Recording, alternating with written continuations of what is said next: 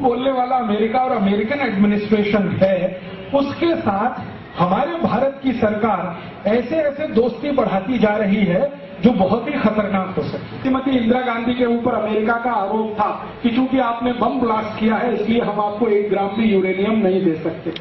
फिर हमारे देश की सरकार ने 2 बम ब्लास्ट किए जब श्री अटल बिहारी वाजपेयी की सरकार आई, तो यही अमेरिका था जिसने भारत की कंपनियों के ऊपर पाबंदियां लगाई। आप जानते हैं कि भारत का जो एक्सपोर्ट होता था अमेरिकन मार्केट में उसको बैन किया और पाबंदियां लगाई। फिर अचानक उस अमेरिका के दिल में इतनी दया कैसे आई कि भारत को यूरेनियम देना चाहिए? ये दया कैसे आई अमेरिका के दिल? अभी तक अमेरिका का स्टैंड ये है कि भारत परमाणु बम बना सकता है इसलिए इसको यूरेनियम नहीं देना चाहिए, और अब अचानक से अमेरिका कहता है कि भारत से हमें दोस्ती बढ़ानी है, यूरेनियम देना चाहिए भारत को, और उसके लिए एग्रीमेंट करने को तैयार है।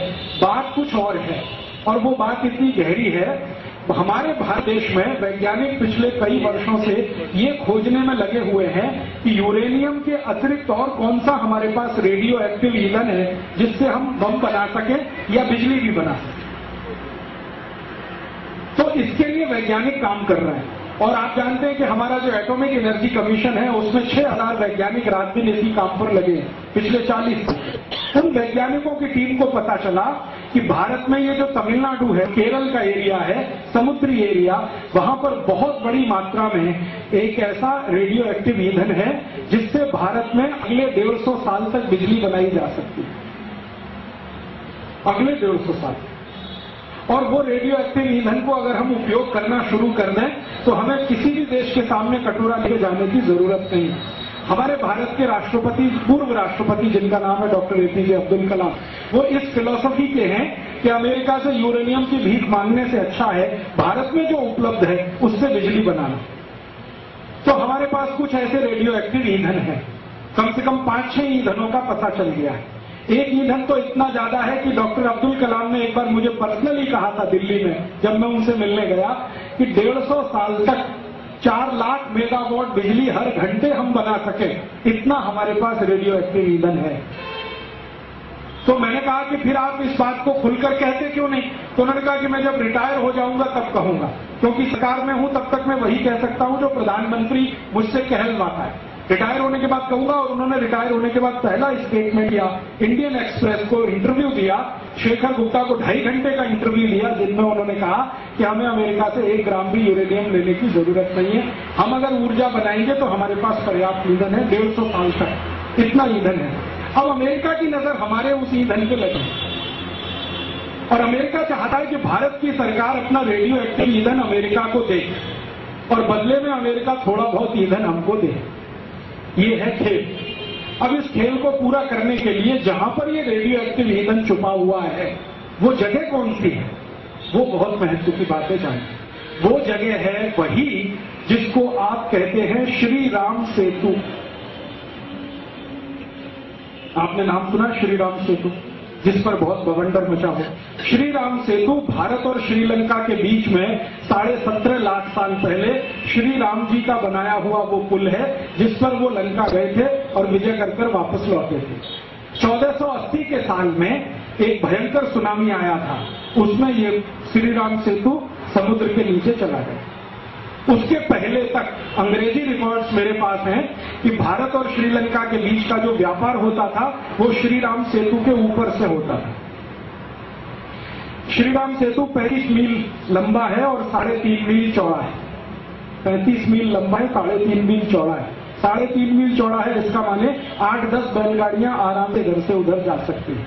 तो भारत से कपड़ा लेके बैलगाड़ियां उधर जाती थी, उधर से काली मिर्च लेकर, पान के पत्ते लेकर बैलगाड़ियां इधर आती थी। तो व्यापार भारत और श्रीलंका का 3000 साल ये श्रीराम सेतु के ऊपर से हुआ। ये इंग्लिश रिकॉर्ड्स है, अंग्रेजी पार्लियामेंट के रिकॉर्ड्स है।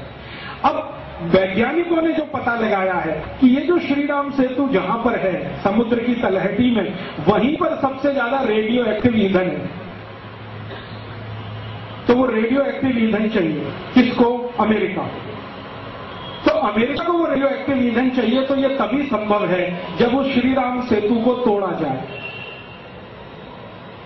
वो सेतु टूटे तो रेडियो एक्टिव ईंधन वहां से निकले और वो सरकार अमेरिका को बेचने को तैयार है। और ये मनमोहन सिंह को मैं आपके यहाँ 10 साल पहले कहकर गया था, ये अमेरिकन एजेंट है जो हिंदुस्तान की सरकार में बैठा हुआ है। पत्रकार चाहें तो इसको छाप दे कल फ्रंट पेज पे कि राजीव दीक्षित कहता है कि मनमोहन सिंह अमेरिकन एजेंट है। ये अमेरिकन एजेंट है जो भारत की सरकार में बैठा है और ये आदमी चाहता है कि अगले 1.5 साल में जब तक ये गद्दी से उतरे उसके पहले ये श्रीराम सेतु टूट जाए। ये सेतु का एरिया अगर टूटे तो वहां से रेडियो एक्टिव मटीरियल निकलेगा और वो रेडियो एक्टिव मटीरियल इसको अमेरिका भिजवाना है और बदले में अमेरिका थोड़ा बहुत यूरेनियम देगा, ऐसा एग्रीमेंट है। मेरा ऐसा मानना है कि ये बहुत खतरनाक हो गया है। अगर श्रीराम सेतु इन्होंने तोड़ दिया, सुप्रीम कोर्ट ने ऐसा कोई ऑर्डर दे दिया और सेतु टूट गया तो ये सारा का सारा एरिया अमेरिका के कब्जे में चला जाएगा और ये बहुत सेंसिटिव एरिया है भारत और श्रीलंका के बीच का। आप में से कोई लोग अगर रामेश्वरम गए हो सेतु रामेश्वरम, तो जहां पर धनुषकोटी है, धनुषकोटी है, तो जहां पर धनुषकोटी है 7 तरह के रेडियो एक्टिव मटीरियल है वहां पे।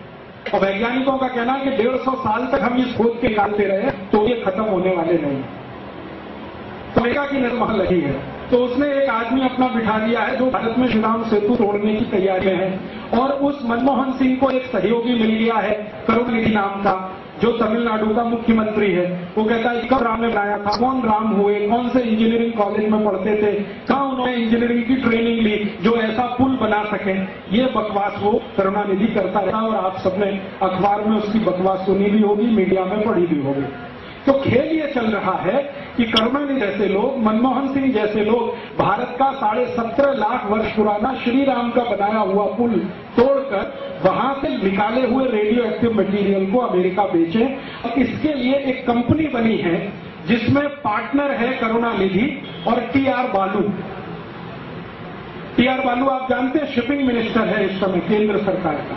तो टीआर बालू और करुणानिधि ने पैसा डालकर एक कंपनी बनाई है जो ये पुल टूटेगा तो पता है ये क्या बोलने वाले हैं कि पुल टूटेगा तो कचरा निकलेगा। वो कचरा नहीं, रेडियो एक्टिव मटीरियल निकलेगा उसमें। आपको बोला जा रहा है कि कचरा निकला, तो उस कचरे को इकट्ठा करके हम कहीं कहीं भेज देंगे, तो कनाडा भेज देंगे, अमेरिका भेज देंगे, भेजेंगे नहीं बेचेंगे और उसका डील होगा तो ये दोनों या तीनों मिलके खाएंगे। थोड़ा बहुत किसी और को मिल जाए तो मिल जाएगा। तो ये खेल चल रहा है।